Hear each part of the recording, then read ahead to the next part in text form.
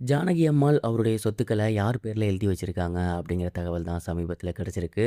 அதாவது அவங்களோட உயில யார் பேர்ல எழுதி வச்சிருக்காங்க அப்படிங்கிறது, அந்த ஒரு டீட்டெயில்ஸ் பத்தி தான் இந்த ஒரு வீடியோல நம்ம பார்க்க போறோம். The legendary singer S. Janaki Ammal இன்னைக்கு நம்ம கூட இல்ல. வயது மூப்பு காரணமாக இறந்து போயிருக்காங்க. 88 வயதான ஜானகி அம்மாள் அவர்கள் கிட்டத்தட்ட தமிழ், தெலுங்கு, கன்னடம், ஹிந்தி, மலையாளம் அப்படின்னு ஏகப்பட்ட லாங்குவேஜஸ்ல 48,000க்கும் மேற்பட்ட பாடல்கள் பாடி ரசிகர்கள் நெஞ்சில இன்னமும் குடியிருக்காங்க அப்படின்னு தான் சொல்லணும். கடந்த ஜனவரி மாதம் அவங்களோட பையன் வந்து இறந்து போயிருந்தாரு. அந்த ஒரு தாக்கத்தினால அவங்களோட மனதளவிலும் சரி, உடலளவிலும் சரி ரொம்பவே வீக் ஆகியிருந்தாங்க. அதுக்கப்புறம் இப்போ சமீபத்தில அவங்க வயது மூப்பு காரணமாக இறந்து போயிருக்காங்க அப்படிங்கிறத அவங்களோட பேத்தி அப்சரா அவர்கள் சமீபத்தில அஃபிஷியலா அவங்களோட சோசியல் மீடியா பேஜில ஷேர் பண்ணியிருந்திருக்காங்க. அவங்களோட மறைவுக்கு பிறகு தொடர்ந்து அவங்கள பத்தின நிறைய தகவல்கள் வெளிவந்துட்டு இருக்கு.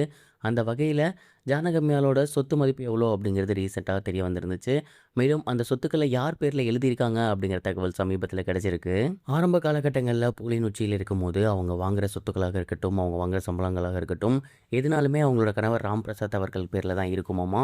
ஏன்னா அவங்களோட திறமைய கண்டுபிடிச்சு இந்த சினிமா இண்டஸ்ட்ரிக்கு அறிமுகப்படுத்தினது அவர்தான்.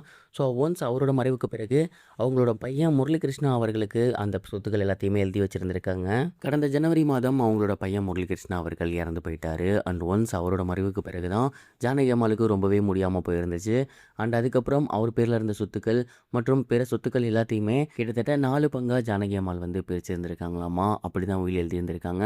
ஒரு பங்கு அப்படிங்கிறது அவங்களோட பேத்தி வர்ஷா அவர்களுக்கு, இன்னொரு பங்கு அப்படிங்கிறது அவங்களோட இன்னொரு பேத்தி அப்சரா அவர்களுக்கு, மிச்சம் 2 பங்கு அப்படிங்கிறது அவங்களோட சொத்துக்களில் பாதி இல்லாத ஏழை குழந்தைகள், அனாதை ஆசிரமம், முதியோர் இல்லம் இந்த மாதிரி இடத்துக்கு போகணும் அப்படின்னும், இன்னொரு பங்கு கண்டிப்பாக இசைத்துறைக்கு போகணும் அப்படிங்கிற மாதிரியும் எழுதியிருந்திருக்காங்க.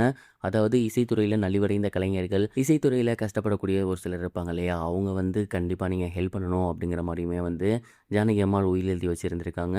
அவங்களோட சுய நினைவின் பேர்லேயே இந்த ஒரு உயில்களை வந்து எழுதி வச்சுருந்துருக்காங்க. ஸோ அவங்களோட சொத்துக்கள் எவ்வளவு இருந்தாலுமே அதை கண்டிப்பாக 4 பங்காக போட்டு அப்படி தான் பிரிக்கணும் அப்படிங்கிற மாதிரி அவங்க சொல்லியிருந்திருக்காங்க. ஸோ இதுதான் அவங்க எழுதியிருக்கக்கூடிய உயில் அப்படின்னு சமீபத்தில் சோசியல் மீடியாவில் ரொம்பவே வைரலாக ஒரு சில விஷயங்கள் ஸ்ப்ரெட் ஆகி வந்துட்டுருக்கு. கண்டிப்பாக அது உண்மையாகவும் இருக்கக்கூடும். ஏன்னா அவங்க எப்போதுமே இசைத்துறைக்கும் சரி, அதே மாதிரி அவங்கள மாதிரி இருக்கக்கூடிய நிறைய இசைக்கலைஞர்களும் சரி ஏதாவது செய்யணும் அப்படின்னு சொல்லிகிட்டே இருந்திருக்காங்க. அதை அவங்க பண்ணியிருக்காங்க அப்படின்னு நினைக்கும் போது உண்மையாகவே ரொம்ப இதுவரைக்கும் சந்தோஷமாக கனெக்டிங் இருக்குது. டிவிக்கு சப்ஸ்கிரைப் பண்ணனா மறக்காம சப்ஸ்கிரைப் பண்ணிக்கங்க.